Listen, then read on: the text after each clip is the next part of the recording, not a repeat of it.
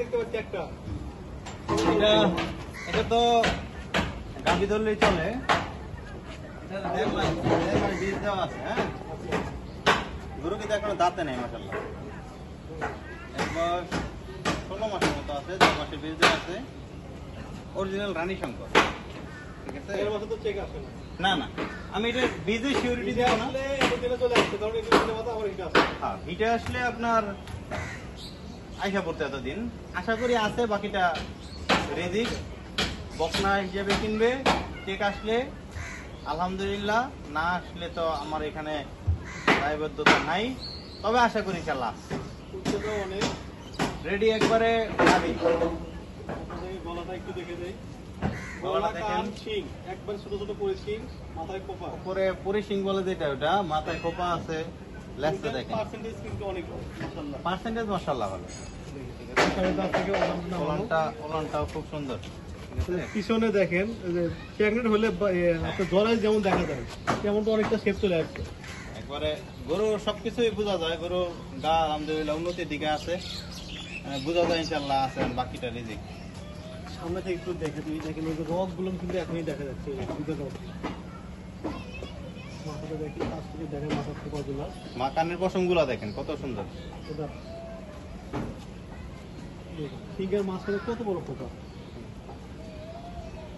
পুরো কিন্তু আমার কথা করতেছি বেশি, এই জন্য ঠিকঠাক বোঝানো যাচ্ছে না।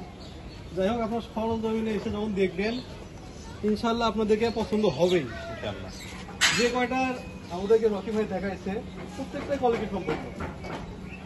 আসলে এরকম গরু অনেকে অনেক দাম চায় ভাই। একদিনের বীজ দেওয়া গরু 1.5 লাখ, 1,60,000, 1,70,000 দাম চায়। আমার 1.5 মাসের বীজ দেওয়া আছে, কার্ড আছে, গরু দেখে নিবে।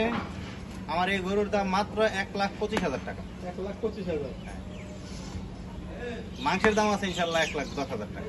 হবে ইনশাল্লাহ হবে, কারণ ঠিক আছে। গরুটা কিন্তু অনেক বড়। 3.5 মণ গোস্ত আছে ইনশাল্লাহ। আপনারা 3-3.5 মণ গোস্ত আছে। বুঝতে পারতেছেন না, কিন্তু সরজমিনে যখন আসি দেখবেন ভালো লাগবে। ইনশাল্লাহ। এর মায়ের দুধের রেকর্ড কেমন আছে? এটা 20-22টা দুধ দিত আর মা। মা দিচ্ছে। হ্যাঁ।